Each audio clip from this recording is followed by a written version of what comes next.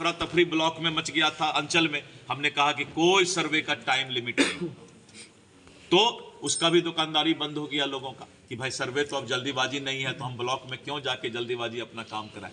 एक एक चीज पर मेरी पैनी नजर है, लेकिन भ्रष्टाचार का जो शुरुआत हमारे 2005 के पहले पूर्ववर्ती सरकार ने किया, वो बीज जब कोई बोता है तो धीरे धीरे वो पेड़ उग जाता है। अभी पेड़ उगा हुआ है, छटनी कर रहे हैं, धीरे धीरे समय लगेगा।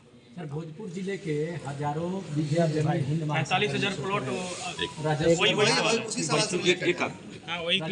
अगर लगे कि उनका सवाल करने में कोई चीज छूट गया तो फिर आप राजस्व विभाग की गलती सामने आ रही है कि उनकी गलती के चलते ऐसा हुआ। हजारों बीघा जमीन हिंद महासागर में, तो उसमें क्या कार्रवाई की जाए? उसमें एक रैयत लोग हमको एप्लीकेशन लिख के देंगे आवेदन, मैं उसमें वरिष्ठ पदाधिकारियों से जांच करवा के उसका निदान कर दूंगा।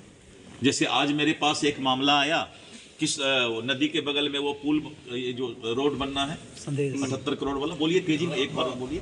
हाँ नहीं जगह संदेश कोई दूसरा आदमी सुने थे वहाँ मेयर साहब के यहाँ, जगह का नाम कुसियान के पास जो बन रहा है उसी पर बांध पर रोड बनेगा, उसका एक रोड बनाने की बात आई।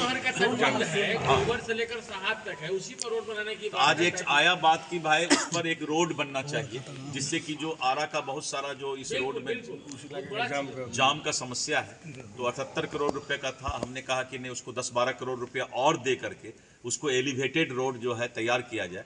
और अभी मुख्यमंत्री जी आ रहे हैं, उस दिन उस रोड का भी हम लोग घोषणा करेंगे, उसको 1 महीना 1.5 महीना के अंदर जो है उसका टेंडर भी करेंगे। जाम से मुक्त हो जाएगा। हाँ, दूसरा आरा के अंदर जो जाम कहा है कि उसको कृषि बाजार में या जहां भी है तुरंत शिफ्ट कीजिए, जिससे कि आरा में कहीं जाम का समस्या नहीं हो। तो इस तरह करके अगर वो समस्या आएगा जो उन्होंने कहा है, तो उस समस्या का भी तुरंत हम निदान निकालेंगे।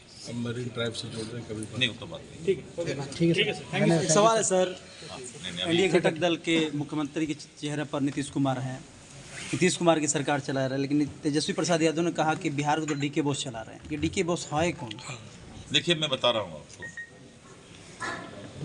जो विपक्ष जो मैंने कहा ना कि ये बेचैन आत्मा है, कुछ से कुछ बोलते रहते हैं, क्योंकि इनकी राजनीतिक दुकानदारी अब बंद होने वाली है। तो जब राजनीतिक दुकानदारी बंद हो जाए, पहले इन्होंने बेरोजगार की बात की, जब नीतीश कुमार जी ने कहा कि नहीं 10 लाख नहीं हम 12 लाख रोजगार दे रहे हैं, तो बेरोजगारी की बात वो चुप कर दिए।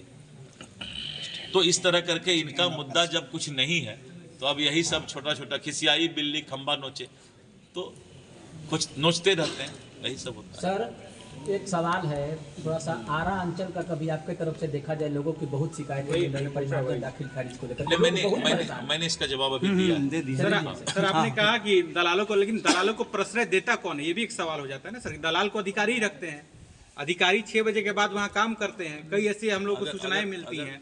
अगर मेरी बात को आप समझे होंगे तो आपको लगेगा कि सारा चीज का जवाब मैंने दे दिया है। अब आरजेडी के प्रवक्ता जो हैं, ये नहीं बोलेंगे तो और क्या बोलेंगे? जब हमने कहा कि फादर ऑफ क्राइम, अपराध के जनक ये लोग हैं, प्रतिपक्ष के लोग, तो अब जो है इस पर थोड़ा तो मिर्ची लगेगा। जले पर अगर नमक छिड़क दीजिए तो दर्द तो होता है। तो शक्ति यादव जी को या उन लोगों को थोड़ा सा दर्द हुआ होगा,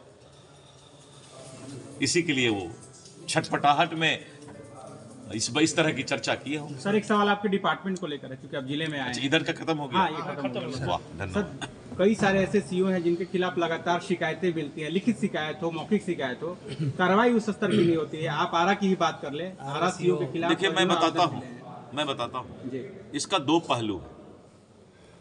आपने देखा होगा कि आरा में ही श्वेता मिश्रा को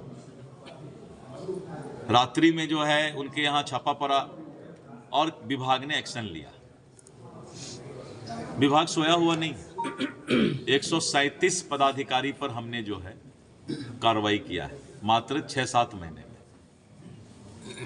और अगर कोई विभाग के करप्शन की बात करता है तो उसके पीछे आपको जाना पड़ेगा। जमीन माफिया और दलाल अपने अपने स्वार्थ के लिए सरकारी पदाधिकारी के कार्यालय के परिभाषा तय करते हैं। और सरकारी कार्यालय पर दबाव डाल के गलत काम कराना चाहते हैं। और वैसे लोग ही बाहर में अफवाह फैलाते हैं। जब उनका स्वार्थ पूरा हो जाता है तो पदाधिकारी बहुत अच्छे हो जाते हैं, लेकिन जब उनका स्वार्थ पूरा नहीं होता है तो पदाधिकारी के खिलाफ एक माहौल बनाना शुरू करते हैं। और वही लोग दलाल भी रखते हैं और लोगों को, आम जनता को उसी के चलते कष्ट होता है, दिक्कत होता है। लेकिन सरकार सचेत है और पहला बार आप देखे होंगे कि 6 महीना में, अगर आप 6 महीना का अखबार दैनिक भास्कर, हिंदुस्तान, दैनिक जागरण, प्रभात खबर आप डेली अगर उल्टाइएगा तो राजस्व एवं भूमि सुधार विभाग का एक एडवर्टीजमेंट डेली इतना बड़ा आता है लोगों को समझाने के लिए। मैंने एक सबसे बड़ा काम किया है कि हर कागजात को, 14 करोड़ कागजात को मैंने डिजिटल कराने का काम कर दिया। कर्मचारी, दलाल और कर्मचारी दोनों मिल करके और जमीन माफिया मिल करके रजिस्टर 2 के पन्ने को फाड़ देते थे और रजिस्टर 2 के पन्ने को फाड़ कर खतियान गायब करके इस तरह का गलत धंधा अंचल कार्यालय में करवाते थे। अब मैंने सभी कागजात को डिजिटल कर लिया, ऑनलाइन कर लिया और उसको लॉक कर दिया। अब सीओ, एलआरडीसी, कोई कर्मचारी चाहे कि आपका कोई कागजात बदल देगा तो उनके अंदर ये ताकत नहीं होगा। ये लॉक एक मन को स्थिर रखना आवश्यक है।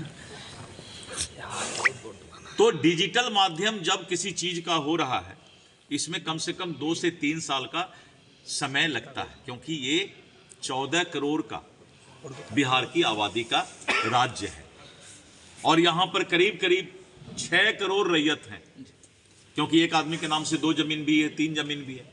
तो अगर 4 करोड़ परिवार हैं तो 6 करोड़ रैयत है। इसके कागजात को, 14 करोड़ कागजात को डिजिटल कराना, स्कैनिंग करा करके उसको लॉक करना। और आज आप देखते होंगे कि कोई भी काम अब जो है फिजिकल नहीं होता है, ऑनलाइन अप्लाई करना पड़ता है। जमीन का नापी भी करवाना है तो ई मापी होता है। और जब इस तरह का डिजिटल काम शुरू हुआ तो जो डाटा एंट्री ऑपरेटर थे, वो भी हमारा आपका ही भाई बेटा था, उसने गलत एंट्री कर दिया, खाता का नंबर गलत लिख दिया। जो रकबा था 2 एकड़ था तो 2 डिसमिल लिख दिया, जिसके चलते परिमार्जन प्लस पर हमारा लोड बढ़ गया है। लेकिन ये सब 1-2 साल का समस्या है, क्योंकि जब कोई इतनी बड़ी नई शुरुआत होने जा रही है तो उसमें यह समस्या आ रहा है और जिसका गलत फायदा भी कुछ लोग उठाते हैं। क्योंकि सीओ के ऑफिस में नीचे में, तो मैंने मंत्री के रूप में कहा था कि कुछ दलाल लोग फैले रहते हैं, इसलिए मैंने एक नया नियम बना दिया कि सीओ के ऊपर तब कार्रवाई होगा जब वहां का दलाल और कर्मचारी के ऊपर पहले कार्रवाई हो जाए।